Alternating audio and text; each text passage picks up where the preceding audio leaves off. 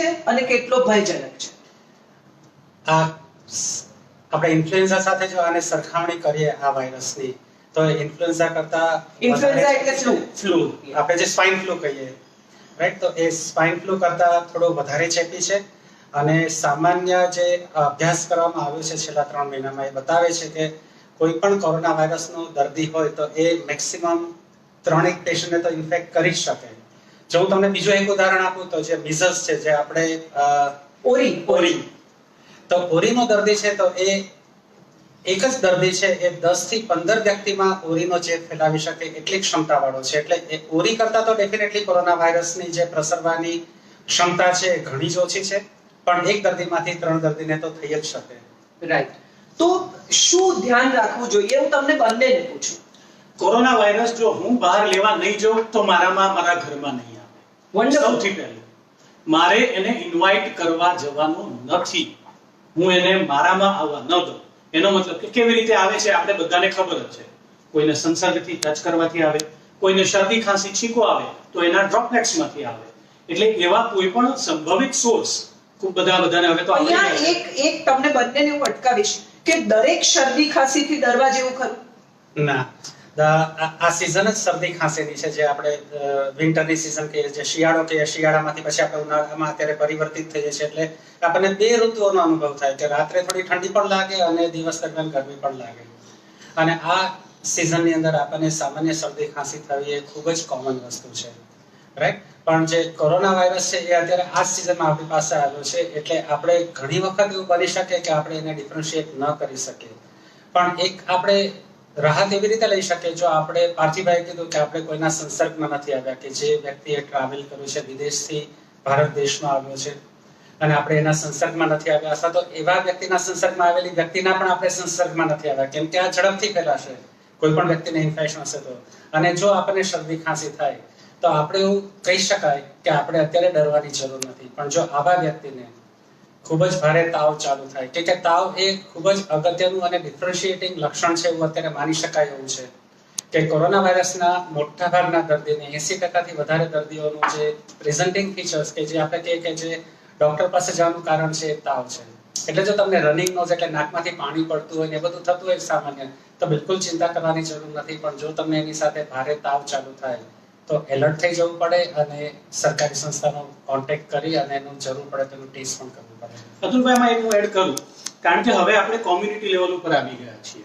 કદાચ એવું બને કે હવે સુરત, અમદાવાદ, વડોદરા, રાજકોટ કે મુંબઈ, દિલ્હી માંથી આવનાર વ્યક્તિઓનો સંસર્ગ પણ જો થવાનું હોય તો એના આપણે પોટેન્શિયલી સાચી વાત છે, રિસ્ક તરીકે ગણવું જોઈએ. બીજા બધા રાજ્યોમાં પાર્થિવ બરાબર છે, બીજા બધા રાજ્યોમાં અત્યારે જે રીતે કેસીસ વધતા જાય છે, એટલે ત્યાંથી ટ્રાવેલ કરીને માણસ ગુજરાતમાં આવ્યો છે તો પણ આપણે સચેત અને જાગૃત રહેવું જોઈએ.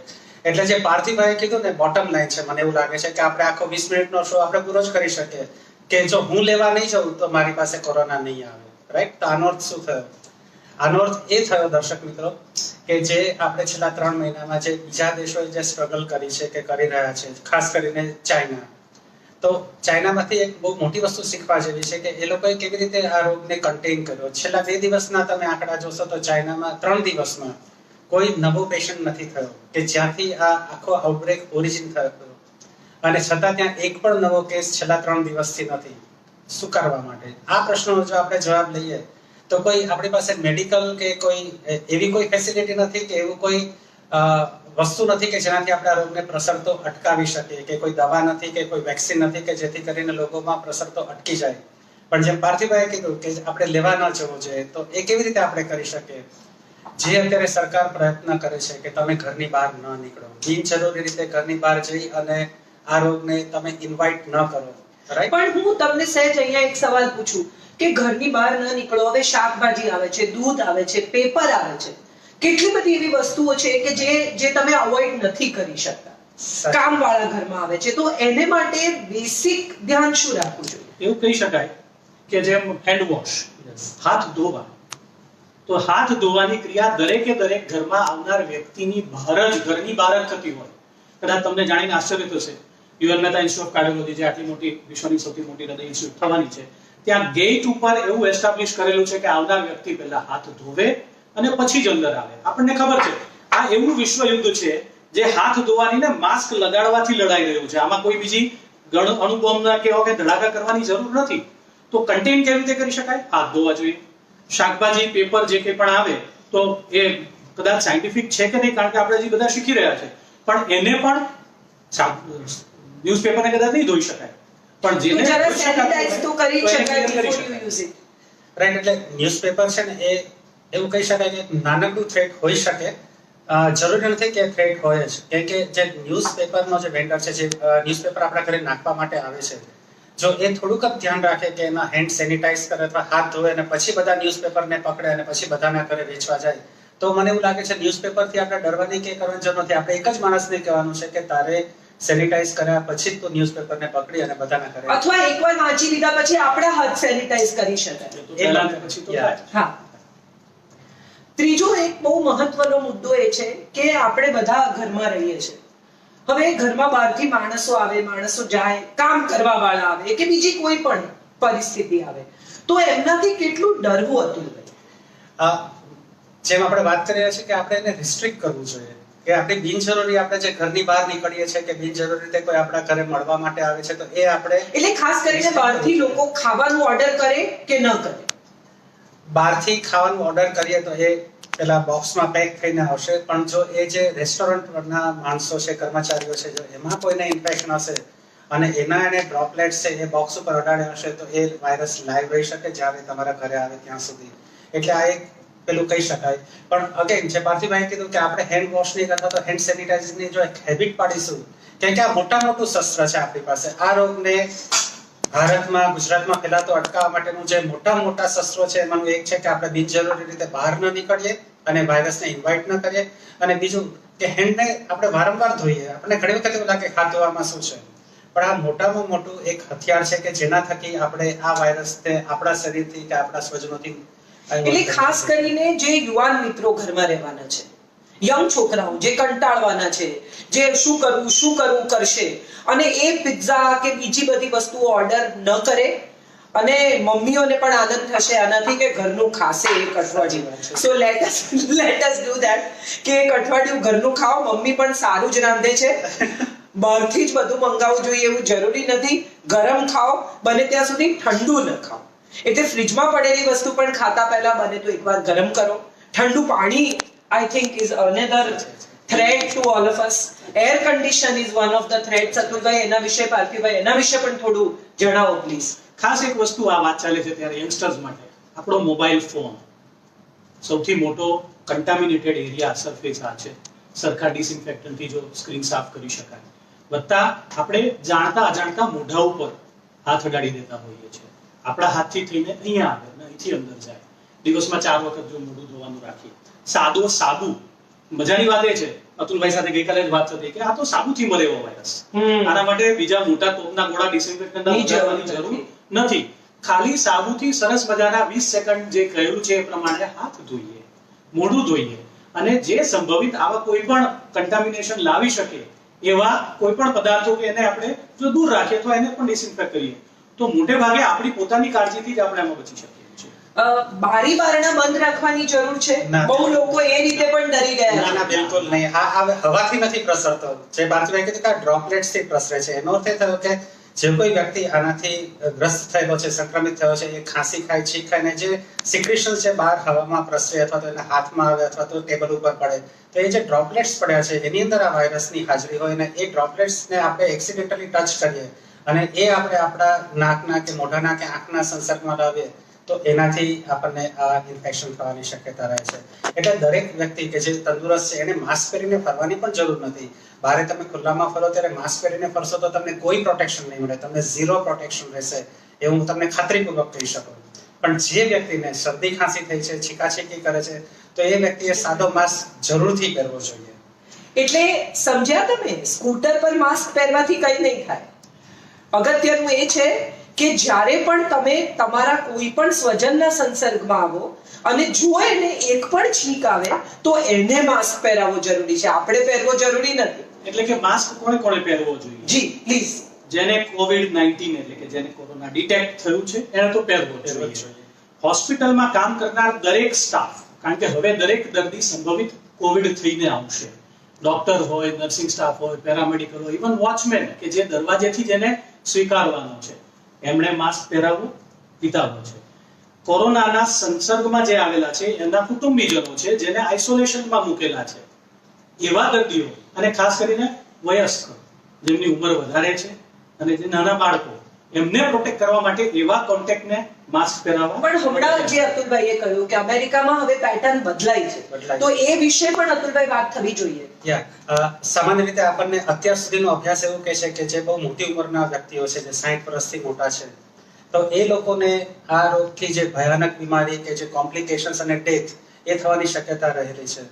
પણ અત્યારે જે છેલ્લા 3 દિવસથી જે ન્યુયોર્ક સિટીમાં જે એડમિશન્સ થયા છે હોસ્પિટલ્સની અંદર, એની અંદર યંગસ્ટરનું એડમિશનનું પ્રમાણ વધતું જાય છે અને એમાં કોમ્પ્લિકેશન્સ વધતા જાય છે. આ એક ચિંતાજનક વસ્તુ છે. એ બતાવે છે કે આ રોગની જે એપિડેમિયોલોજી છે, જે એની જે પેટર્ન છે એ થોડી ચેન્જ થઈ રહી છે. એટલે જે અત્યાર સુધી એવું કહેવાતું હતું કે માત્ર મોટી ઉંમરના વ્યક્તિઓએ સાવધાની રાખવાની જરૂર છે, એવું નથી લાગતું. મને એવું લાગે છે દરેક નાગરિકે પૂરતી કાળજી લેવી જોઈએ જેથી કરીને એનામાં આવું વાયરસનું સંક્રમણ ન થાય. બીજી એક બહુ મહત્વની વાત, લોકો કઈ જાતની દવાઓ, હળદર ખાઓ ને તુલસી પીઓ ને હાઇડ્રોક્સીક્લોરોક્વિન ને ક્લોરોક્વિન આ ખૂબ જ અત્યારે ચાલી રહ્યું. છેલ્લા 2 દિવસમાં મેં એટલા બધા મેસેજ ને એટલા બધા ફોન કોલના જવાબ આપ્યા છે કે હું ક્લોરોક્વિન લઉં તો મને પ્રોફાઇલેક્સિસ એટલે પ્રિવેન્ટ કરવા માટે વાપરી શકાય કે નહીં. પણ દર્શક મિત્રો, આવી કોઈ દવાનો બિલકુલ ઉપયોગ ના કરતા, કેમ કે આવી કોઈ દવાનું કોઈ ટેસ્ટિંગ કે કોઈ આપણી પાસે પરિણામ નથી. અને તમે જો આ બિનજરૂરી રીતે આ સેવન કર્યા કરશો તો તમને સારી એવી સાઇડ ઇફેક્ટ્સ થશે. પાર્થિવભાઈ સાથે અમે એ ચર્ચા કરતા હતા કેમ કે ક્લોરોક્વિન છે, ભલે નો ડાઉટ સરસ દવા છે ને આપણે મેલેરિયામાં બહુ વર્ષોથી વાપરે છે, પણ એનાથી તમારા ક્યુટી પ્રોલોંગેશન એટલે હાર્ટની અંદરથી માંડીને આંખમાં એકોમોડેશન, પેટની અંદર સોજો, ઘણા બધા સાઇડ ઇફેક્ટ્સ, ઘણી બધી તકલીફો થઈ શકે. ઇવન જેને G6PD હોય, એક ખાસ કરીને એક એવી શારીરિક રચનાના ફેરફાર આપણે અહીંયા જે ઠક્કર કે લુવાણા કહેવાય એ લોકોમાં ખૂબ વધારે જોવા મળે છે. એમને જો જરૂરત વગર ક્લોરોક્વિન અપાય અથવા જરૂર હોય ને પણ અપાઈ ગઈ હોય, વધારે ડોઝ ગયો હોય તો લોહી તૂટવાનું ચાલુ થઈ જાય. એટલે એવું નથી કે લઈ લઈએ. અને બીજું કહેવાય છે કે નવરો બેઠો નખો દવા. એટલે જો દવાને કામ નથી તો આપણને ક્યાંક ને ક્યાંક નુકસાન તો કરવાનું છે. અને આપણે એવું નખો જ ના વાળીએ કે દવાની દુકાને જઈને બધી દવા આપણા ઘરમાં ભરી દઈએ કે જે નકામી છે એ ત્યાં ધૂળ ખાતી હોય તો એને ખાવા દે, કારણ કે ડબ્બાની ધૂળ આપણે ત્યાં લાવવાની કોઈ જરૂર નથી. એટલે દર્શક મિત્રો, બિનજરૂરી રીતે કોઈ પણ દવાને કોઈ પણ તમને સજેશન આપે, WhatsApp યુનિવર્સિટી તો અત્યારે બહુ સરસ યુનિવર્સિટી છે, તો એમાંથી કંઈ શીખીને તમારા ઉપર કોઈ પ્રયોગો ના કરતા, સાચી જાણકારી જોતી હોય તો તમારા ડોક્ટરને મળી અને એને કન્ફર્મ કરજો. એક બીજી વાત પૂછવી છે મારે. હમણાં બહુ ફરે છે કે તમે કોરોનાને લીધે પેટને એબન્ડન નહીં કરતા, તમારા કૂતરાને કાઢી નહીં મૂકતા, પ્રાણીઓને આમ, તો કેટલું ઇન્ફેક્શિયસ છે પ્રાણી ઘરમાં રાખવું, એટલે ડોગ કે કંઈ પણ, અથવા ઘણા લોકો ગભરાઈ ગયા છે કે ડોગ લઈ આવે છે. સો એ વિશે પણ આપણે વાત કરીએ. આ થોડો કોન્ટ્રોવર્શિયલ સબ્જેક્ટ છે, પણ એની પાછળનું સાયન્સ છે એ હું તમને કહું. કેમ કે આ જે વાયરસ છે ઓરિજિનલી એ પ્રાણીઓનો વાયરસ હતો, બેટનો, અને જે સરીસૃપ જે પ્રાણીઓ કહીએ એનો હતો. એમાંથી ઇવોલ્વ થઈ અને એને માણસમાં ઇન્ફેક્શન કર્યું છે, કેમ કે માણસ એના ક્લોઝ કોન્ટેક્ટમાં હતો.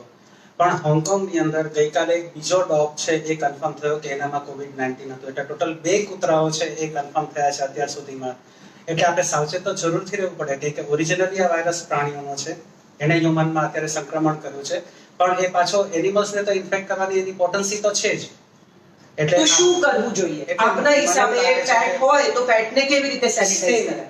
સેનિટાઈઝ તો પેટને નથી કરવું, કેમ કે પેટ તમારામાંથી પેટમાં થશે, રાઈટ? પેટ બહારથી નહીં લઈ આવવાનું. એટલે આપણા જે રેસ્પિરેટરી સિક્રેશન છે, જે આપણા જે ડ્રોપલેટ્સ છે, આપણે જ્યારે પેટની સાથે એને હેન્ડલ કરીએ કે એની સાથે બેસીએ કે એને રમાડીએ, ત્યારે મને એવું લાગે છે કે આપણે hand hygiene, hand care properly કરવો જોઈએ. અને આપણે જે છીંક કે ખાંસી ખાતા હોય તો આપણે માસ્ક પહેરીને પેટ સાથે આપણે બેસવું જોઈએ, રમત કરવી, જેથી કરીને આપણે એક્સિડેન્ટલી આપણું ઇન્ફેક્શન પેટને ના આપીએ. સાચી વસ્તુ સમજવાની વસ્તુ એ છે કે આ એરબોર્ન નથી, એટલે પેટની બાજુમાં બેસેથી આપણે પેટને નથી આપવાના, પણ જે આપણા ડ્રોપલેટ્સ છે એમાંથી તો જરૂરથી આપણે પેટને આપીશું. વાઇસ વર્સા એવું થઈ શકે કે પેટ બહાર જાય છે, ખાસ કરીને ડેલી સવારે જે જતું હોય અને ત્યાં ક્યાંકથી કોઈ ડ્રોપલેટ હોય એ લઈને આવે, તો ડુ થિંક કે એ ડ્રોપલેટ ઘરમાં આવે એવી શક્યતા? તો એટલે આ એક હાઇપોથેટિકલ સિચ્યુએશન છે. યા એક્ઝેક્ટલી, પણ એવું થઈ શકે ખરું. એના માટે આઈ થિંક આપણે કોઈ વેટરનરી વાળા સાથે વાત કરવી જોઈએ. બીજી એક વાત મારે તમને પૂછવી છે કે આ ઘરમાં વાસણો તો ઘણા સમયથી પડ્યા હોય, ઘરના માણસોએ વાસણો ધોયા હોય, તો આપણે જ્યારે વાપરીએ ત્યારે એ ધોવા જરૂરી ખરા? એટલે જે જો લાંબા સમયથી પડ્યા હોય અથવા તો આપણા જે ઘરે જે કામ કરવા માટે બહેન આવે છે, જો એ સંક્રમિત થયો શરદી ખાંસીના, કોરોના ના હોય એ પણ બની શકે, પણ સામાન્ય શરદી ખાંસી છે, તો એ બધા વાયરસીસ છે એ તો આપણને ટ્રાન્સમિટ થઈ શકે. એટલે બેટર કે આપણે એને લાઇટલી ક્લીન કરી નાખીએ અને પછી જો ઉપયોગમાં લઈએ તો એટલી better છે. એક્ઝેક્ટલી. અને હવે એક છેલ્લો સવાલ, સૌથી વધારે ભયજનક પરિસ્થિતિ આ કોરોના વાયરસથી શું થઈ શકે? સૌથી ભયંકર પરિસ્થિતિ આપણે કેમ કે આજે આપણે શરૂઆતમાં વાત કરી કે આ પોટેન્શિયલી હેઝાર્ડસ વાયરસ એટલા માટે છે કે એની જે સંક્રમણ કરવાની જે ક્ષમતા છે એ ફ્લૂ વાયરસ કરતા બહુ જ વધારે છે. એક વ્યક્તિમાંથી બીજી વ્યક્તિમાં ખૂબ જ એફિશિયન્ટલી પ્રસરી શકે છે અને આને અટકાવવા માટે આપણી પાસે કોઈ મેડિકલમાં કોઈ ઉપાય નથી, જેમ કે વેક્સિન કે દવા નથી. એનો મોટો ઉપાય છે કે આપણે સેલ્ફ આઇસોલેશન. જો આપણે બધા જ નાગરિકો બહાર નહીં નીકળીએ અને વાયરસને નહીં લાવીએ તો આ એપિડેમિકને આપણે અઠવાડિયાથી 10 દિવસમાં ભારત દેશની અંદર પ્રસરતો અટકાવી શકાશે, રાઈટ? કેમ કે જો આપણે આવું નહીં કરી શકીએ અને આપણે ત્યાં પણ એક્સપોનેન્શિયલ રાઇઝ થશે નંબર ઓફ પેશન્ટ્સનો, અને આપણે 5-10 હજાર પેશન્ટ્સને ટ્રીટ કરવાના આવશે તો આપણી હેલ્થ સિસ્ટમ કોલેપ્સ થઈ શકે. અને આના લીધે થઈને જે મેડિકલ અને હેલ્થ ઇશ્યુ ઉપરાંત જે ઇકોનોમિકલ ઇશ્યુઝ છે, કેમ કે બધી ઇન્ડસ્ટ્રી બંધ થઈ જશે, આપણો જે આખો જે કોમર્સ છે, જે વ્યવહાર છે, જે બિઝનેસ છે એ પણ બંધ થઈ જશે અને એના લીધે આપણા દેશને બહુ મોટો ફટકો પડી શકે. એટલે અત્યારે આપણે એક જ વસ્તુ કરવાની જરૂર છે કે આપણે બિનજરૂરી રીતે બહાર ન જઈએ, બિનજરૂરી રીતે આ વાયરસને ફેલાવવામાં મદદ ન કરીએ, કેમ કે આ એક જ અસરકારક ઇન્ટરવેન્શન છે, મેડિકલ ઇન્ટરવેન્શન છે કે જેનાથી આપણે કોરોના વાયરસને આગળ વધતો અટકાવી શકાશે.